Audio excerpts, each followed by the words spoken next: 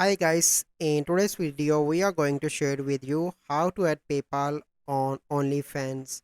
Is it possible or not? So we are going to check this in this video. So first we are on the Onlyfans community guidelines, and here you can see that accepted payment methods: Visa, MasterCard, Discover, and debit cards, some prepaid Visa cards. Not accepted prepaid cards, gift cards, and PayPal. So we are not able to use that.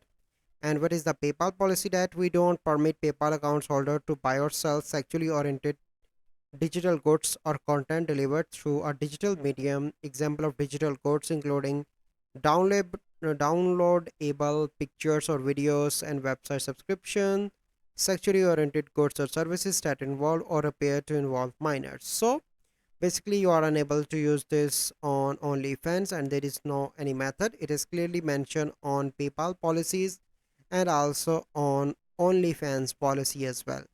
So this is the process. I hope you find this video helpful. If you find this video helpful, must like this video, subscribe to our YouTube channel for future videos. We'll see you in the next video. Thank you. Have a good day.